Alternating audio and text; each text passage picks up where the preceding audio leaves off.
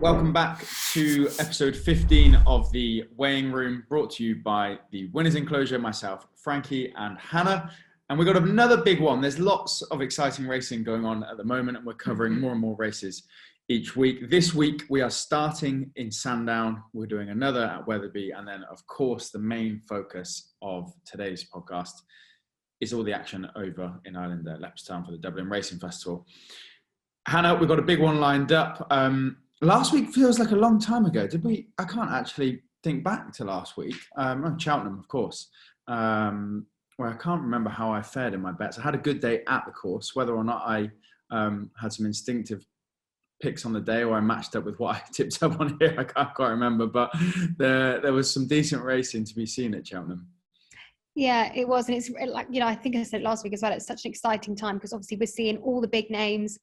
And especially with Cheltenham last week, the hype is building. And I know everyone says about it, it's not just about the festival, I know, but it is exciting. And especially this weekend, more big names, you got up and comers in the mix as well. So we've got lots to get through, lots to talk about, and some great names, which I'm really looking forward to seeing. So it's going to be good. And we're going to kick off with Sandown, aren't we? We will, yes. So 2:20, the Silly Hours Novice Chase Grade 1. The winners enclosure for this race is L'Homme Pressé, and I'm going to side with them. I am in agreement this should be favourites, about 4-5. But I don't think it's straightforward by any means. I think this is a battle between the top two here, L'Homme Pressé and Pic D'Or. And I do like that Nichols horse. And part of me kind of wanted to stick with it because I've tipped it up a few times before and it has been getting better and better. It's definitely the more quirky of the two. It's not so straightforward, or at least it hadn't been when it started chasing. The reason it might be a problem for L'Homme Pressé here is because its jumping has got better. I said previously it was winning races because it was, it was a strong, fast horse, but didn't necessarily do itself justice over fences. Its last performance, it did jump better, but when you look at that last run for L'Homme Pressé at Cheltenham, I think it's just too classy. The way it jumps, the way it travels, front run, if it gets its own way and it does the same, I think it'd be very hard to catch. So it's definitely not straightforward in my opinion. I think it's a battle between the top two here, but I am going to go with the favourite for Venetia Williams, L'Homme Pressé, and I think you'll be in the same camp, Hannah. I am indeed, yeah. So like yourself, I've just written a few notes. It's going to be, I think it's going to be, top two kind of vibes. With Venetia Williams's horse, she was concerned about the ground because obviously it's been very dry.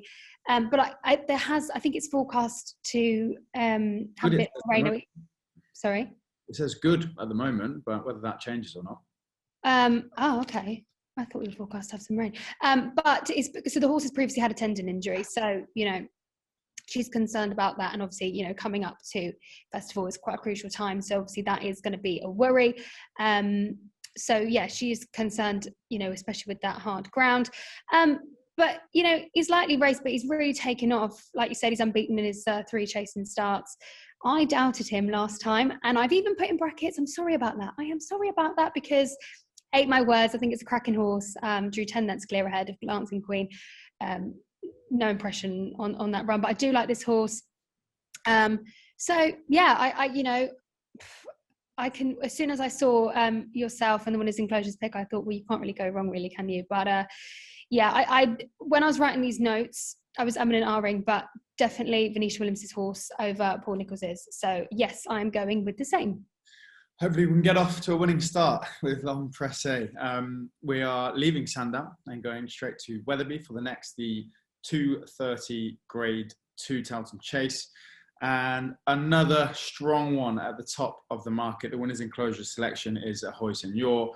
I am also going with Ahoy Senor, and I would guess that you do too, but we'll come to you in a sec.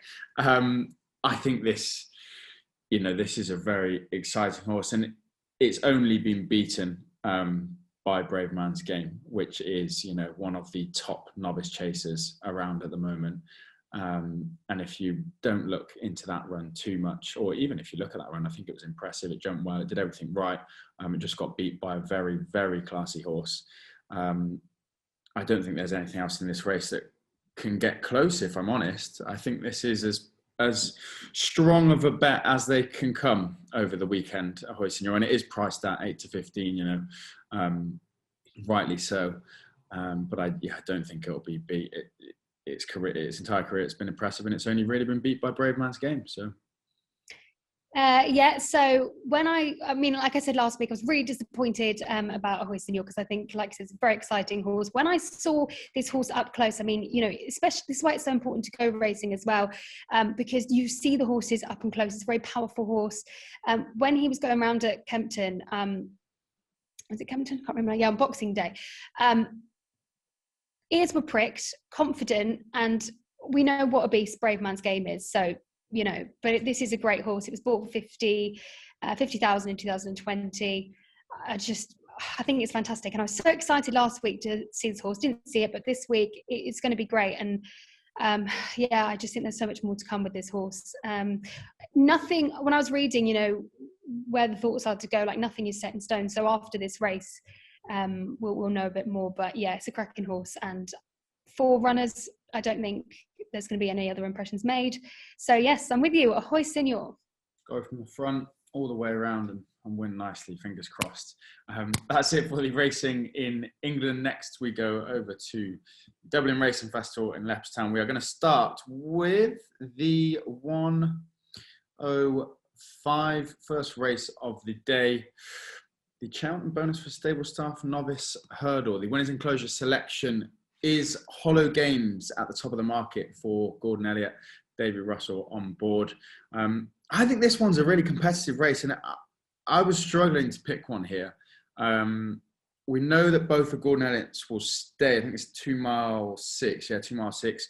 Hollow Games has won over 2 mile 6 already. Looked like it wanted a little bit extra further when it got beat over 2-4 last time.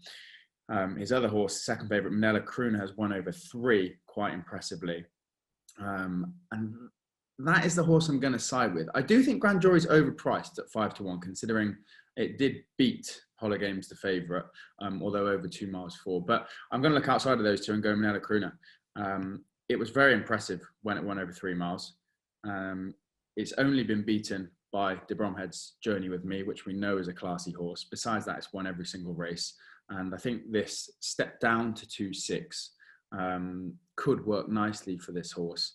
Jack Kennedy, Jack Kennedy's on board. I'm a big fan of Jack Kennedy. I'm sure I'll give it a great ride. And out of the top 3, which is where I was mostly looking in this race, I'm going to go with Manella Crooner. Me too. Gosh, we're signing with the same. So yes, I'm going with this one as well. I'm just trying to think of everything that you haven't said, really, because I've got the majority of the same. Gordon Elliott is the second best trainer behind Willie Mullins at this course anyway. You can't go wrong with one of his horses. It's a cracking horse. It's going to be good to see how he performs, especially against Hollow Games, who came third in the Grade 1 novice hurdle at So that was on the 1st of January. Gosh, seems like such a long time ago. This is a good race for Gordon Elliott. So and I don't think it's a bad price either. What is it currently at?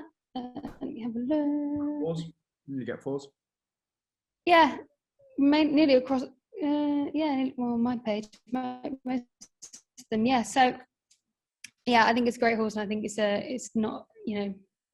I like Hollow Games, but I think it's quite an obvious one as well. But I think Manella Crooner is a good one. So basically got the same points as you. It's all a bit boring, isn't it? But going to go the same as you. Manella Crooner in the 1:05. Next up, another interesting and exciting one, and maybe I haven't done the other horses justice in this race because I've only looked at the top 2. The winners enclosure selection is Vauban for the Mullins team.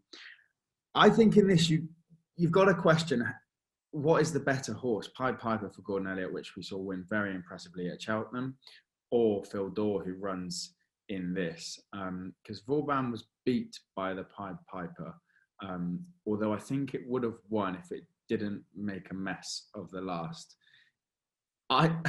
When I watched that race back, I think Vauban looks an extremely fast horse. Looks to be very, very quick. And if it jumps well, it's definitely going to give Phil Dor some trouble. I don't know if I'm holding on to Phil Dor a little bit because I've been talking about this horse all year and I don't now want to change my mind. So that maybe plays into the reason I am sticking with Phil Dor. But I do think, I think that's the question to be asked. Who is better of Gordon Elliott's two horses? Because we know that there is some form matching up with the Pied Piper. He, in interviews, has said that Phil Dor is the better horse at home, but that doesn't necessarily mean it is after what happened at Cheltenham. That might just mean that Pied Piper surprised everyone, including him at Cheltenham.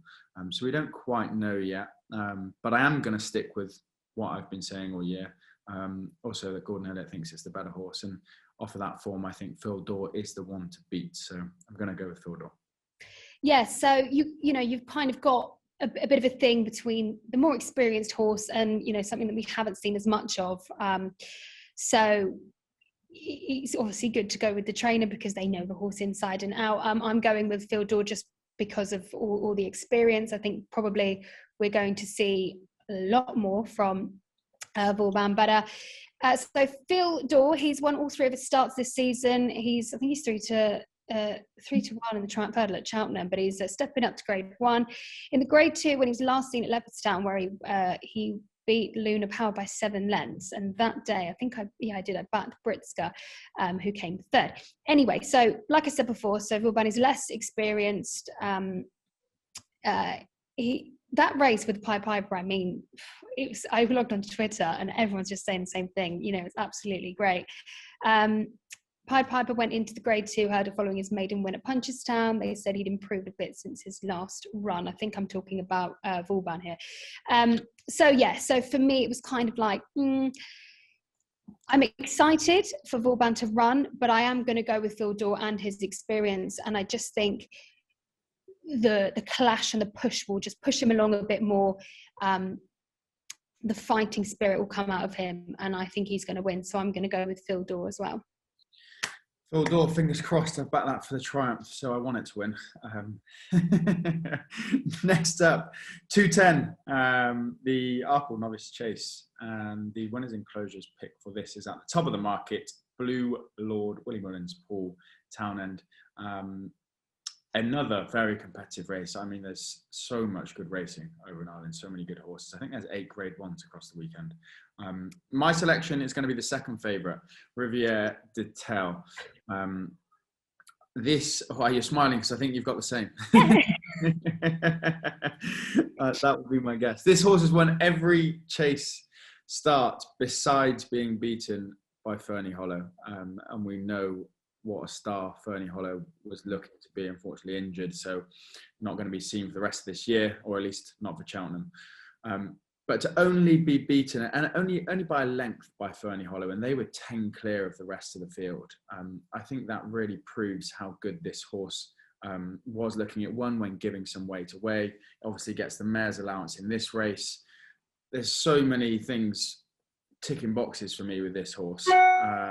Jack Kennedy on board, and I think it's a good price at 2-1 in a competitive race.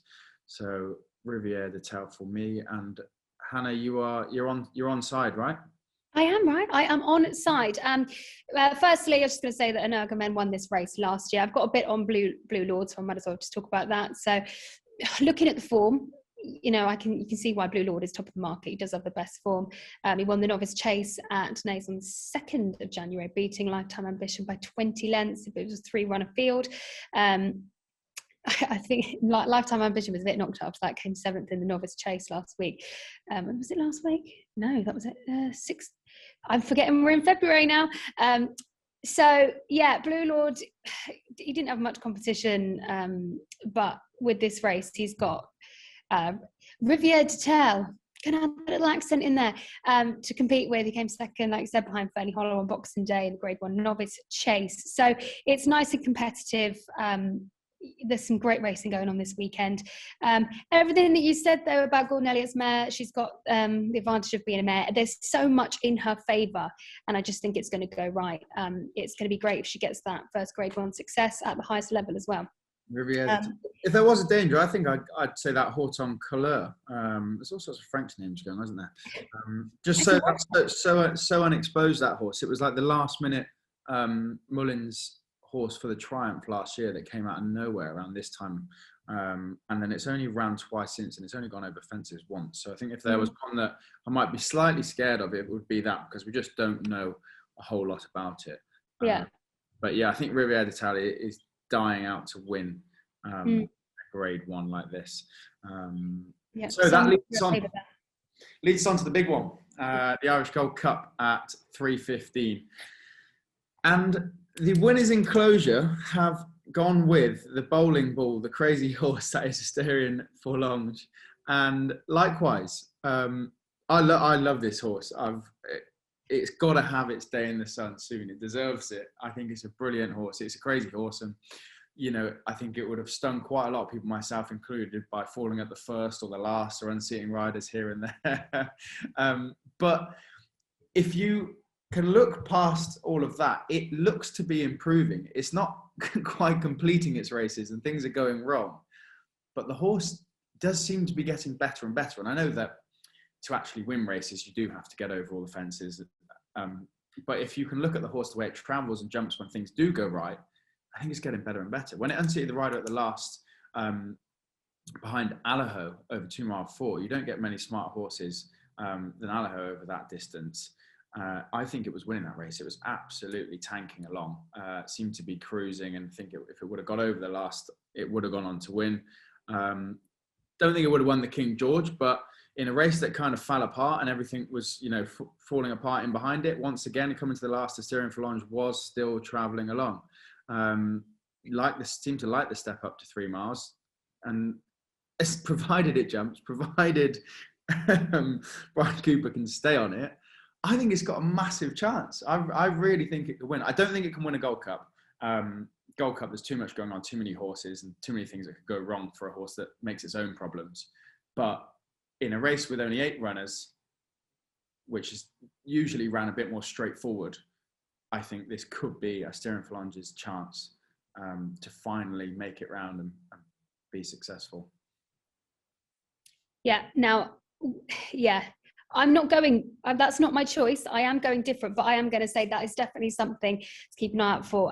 But, it's worth saying, so this track, it is, it's fairly level, but at the end, I think, as the fences got closer together, I was reading that, it can catch some horses out. And I think if it's going to catch one out, it's probably going to be him. Yep. So that's the only reason I was a bit like, how's he going to tackle that one? I mean, people will put off him because you never know which direction his legs are going to go in. But when it was Boxing Day, wasn't it? Oh gosh, I mean, no one likes a horse that falls anyway, but my mum and I, because we were right there, it was like, no. But anyway, I'm not going with that one. Completely agree with your points.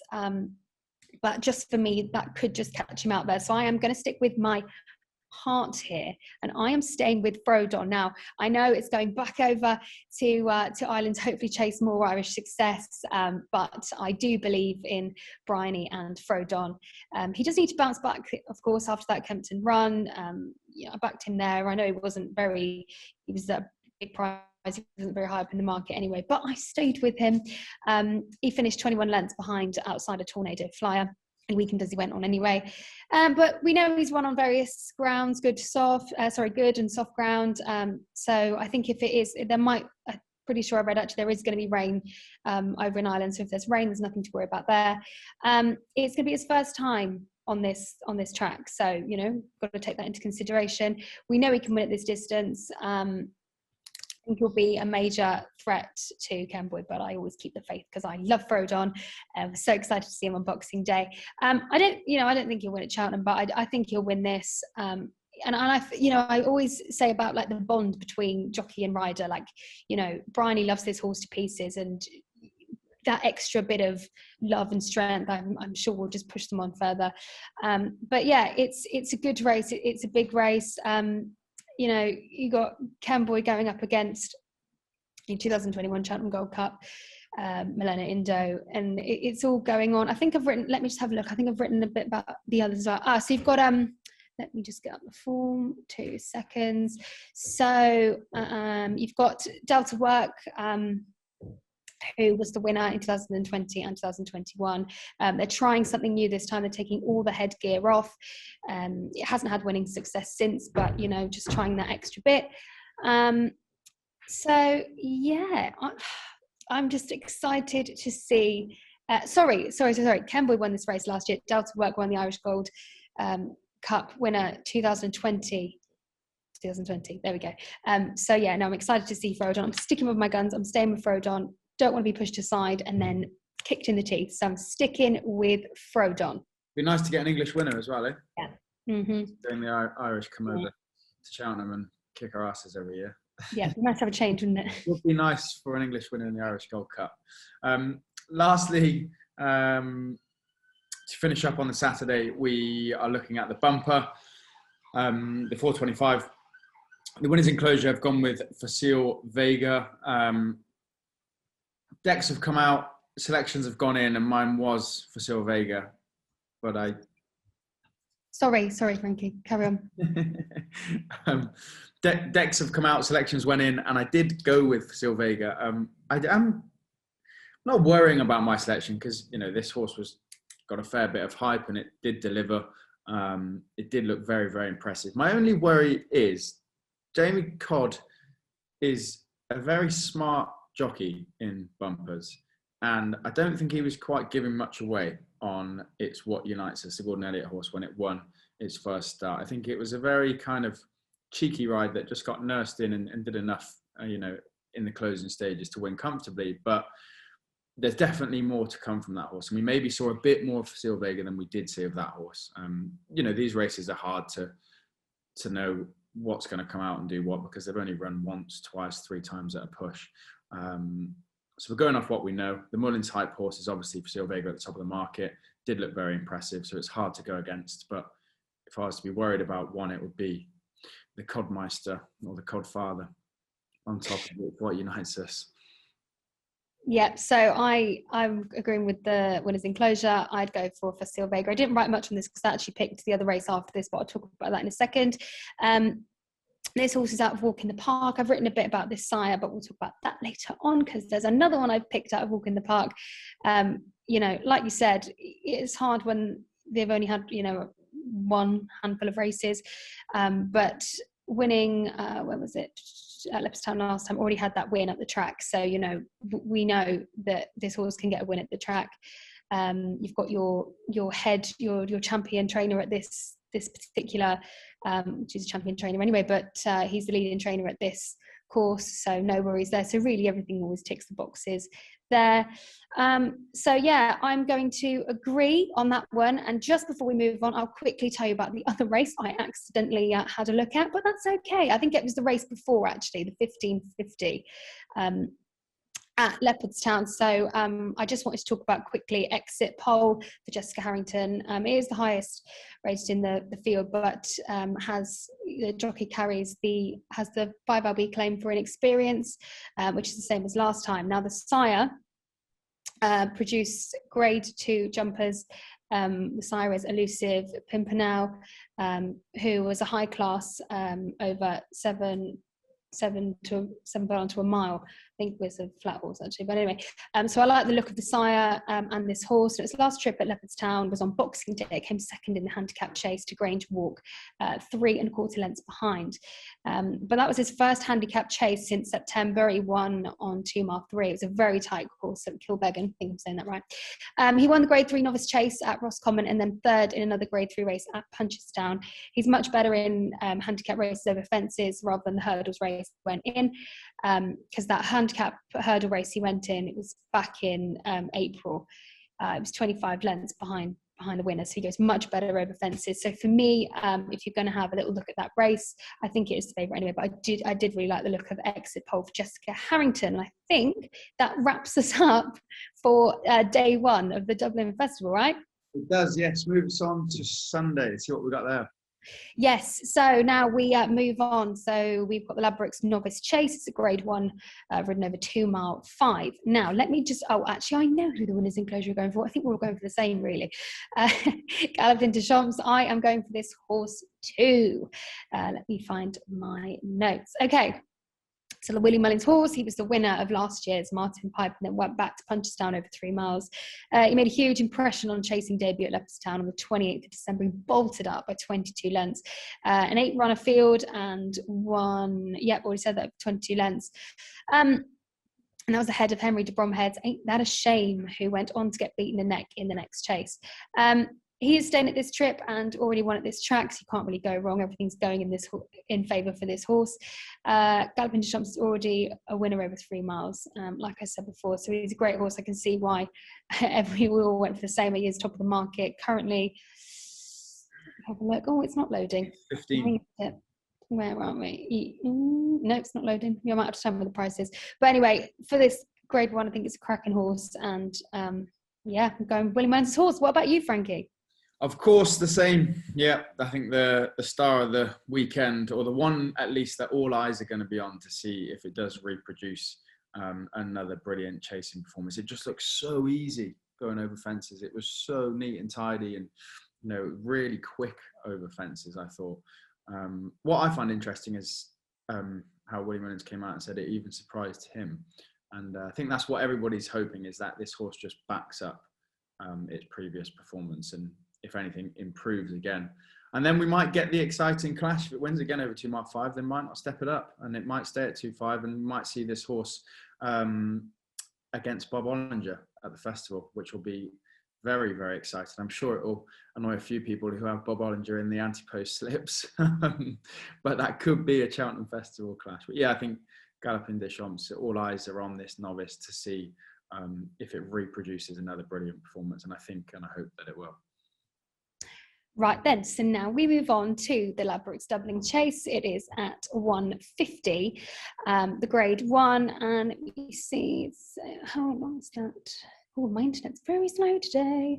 Yes, Doubling Chase, just over 2 miles. So I am going for Chacon Poissoir for Willie Mullins. And I think, let me just check, I'm pretty sure the winners enclosure are going for the same. They are, aren't they? Yeah. So winner of this race last year, set for another renewal, won the race 2020 and 2021, but we're in a bit of a recovery situation here because disappointed on the last run at Sandown, which was the Tingle Creek. The race was won by Paul Nichols's Grenadine, who we'll see again. Now, for Chacon Poissoir, that was the first time. I'm going to get some pointers out here that why that could have happened. It was the first time at Sandown. He might not have travelled well. When he was last in Britain, it was at Cheltenham, and he only had a third. So he does much better on the Irish soil.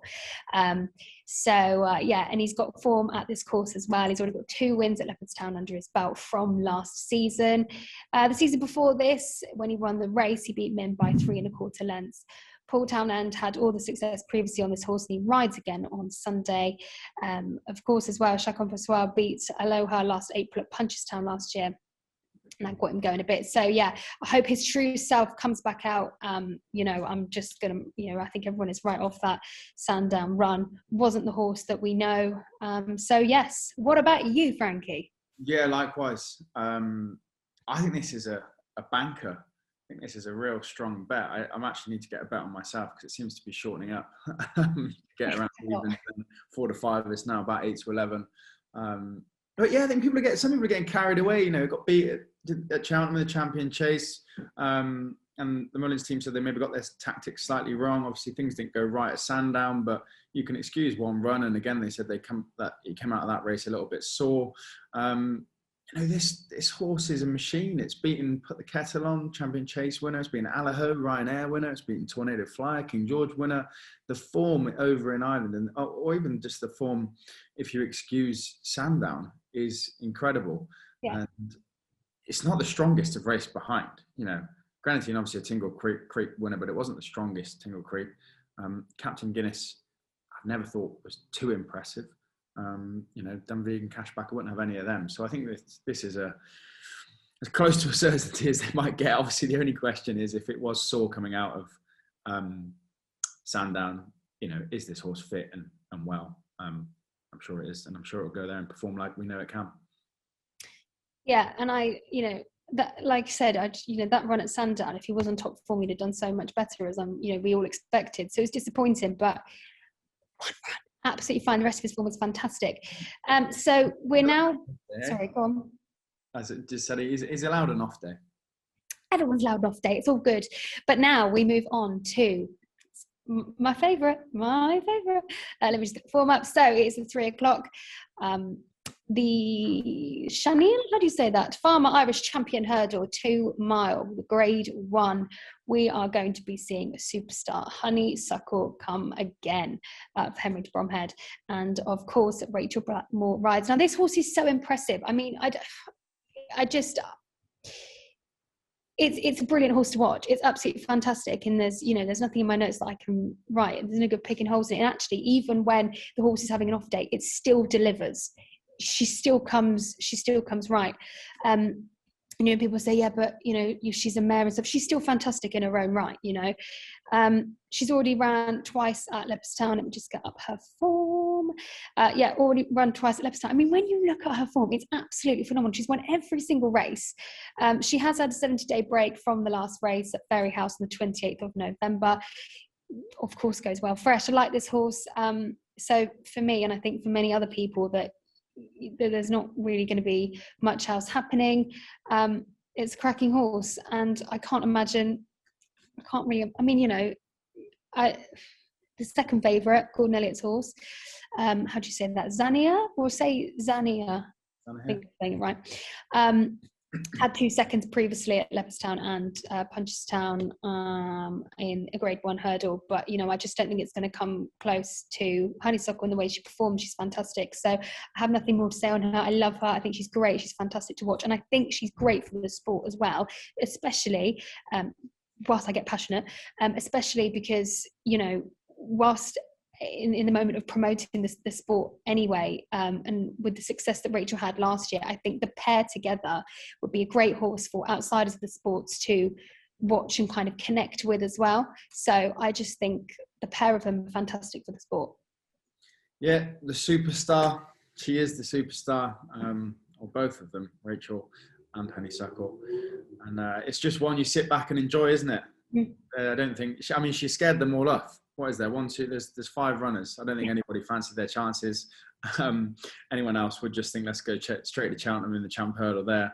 Let's not bother going and getting beat by Honeysuckle over in Ireland.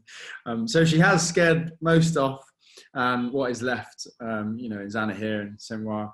I don't think we'll get close at all. Sit back, enjoy the Honeysuckle show, and kick on towards Cheltenham. I'm a bit gutted we're not going to see Appreciate It. I was looking forward to seeing what that horse could do, but that could have shaken it up a bit, but we'll wait till Cheltenham. Okay, so we're going to move on now to the 35 past 3 Tattersalls Island Novice Hurdle. It's grade 1, and that is, I haven't written one that's over. Let me have a look at the distance. It's 2 miles. So myself and the winners enclosure are going for Sir Gerard. It's out of authorised. The one is maiden last time at this track, field of 8 under Paul Townend. He ran in 4 National Hunt flat races, 3 out of 4 of them. His win to Kilcrew in the Weatherby Champion Bumper, he did enough to win. He went along nicely with Rachel on board. He's going into a grade 1 with others who have more experience, but he's a cracking horse. I can't remember. Do you know what? I haven't written where I've read this, but I think it might be Ruby Walsh, don't quote me. Said that he rode a bit of work before Christmas, and he was really impressed by him. So yeah, he's a great horse. I just put a little note about my mate Mozzie, because he was unlucky at Fairyhouse having success in the season, but he also won the grade 3 novice hurdle at Navan by 10 lengths. So I wouldn't write my mate Mozzie off either. Form cards gone, but anyway, that's going to be my pick for this one. I think the winners enclosure are going for the same as well. Frankie, what about you? Yeah, so Gerard for you and the winners enclosure, and I'm not going to go with Gerard. I maybe because I'm trying to be a bit different. We've had so many favourites, and there's lots of relatively small fields in grade 1s and some superstar horses. And maybe if there was one race, I might try and pick apart a favourite and a well-known horse in Sir Gerard. It would be this one. With 3 Stripe Life. If this horse can jump a little bit smoother and take to its hurdles a little bit better, I think it's got a chance. It came 4th in the bumper behind Sir Gerard Kilcrew, and it looked very, very novice-y. That was its second start, and it still managed to come fourth and was kind of getting up the hill relatively well. Since then, it's won its first hurdle start and then got beat by Mighty Potter, but it absolutely made a complete mess of, I think, the second last, and lost about 4 lengths and managed to get back up with the rest of them, jumped the last a little bit better and was closing towards the finish. And I think, this horse travels well, it's quick. It just needs to get over its hurdles a bit better. So if it does that, it's got a chance. Sir Gerard looked impressive last time out, and on the complete opposite, jumped very, very well. It was quite quick over its hurdles. So 3 Stripe Life, if it saw its jumping out, I would try and take Sir Gerard on in this race. So now we finish up with the last race and we move on to the 440. It's the Grade 2, the Coolmore National Hunt Sires, Santiago Irish EBF Mares, flat race, the Grade 2. Now, the winners enclosure are going for Pink in the Park. Just quickly, it won on the National Hunt Flat by 14 lengths and it hasn't raced since September, so it's had quite a lot of time off.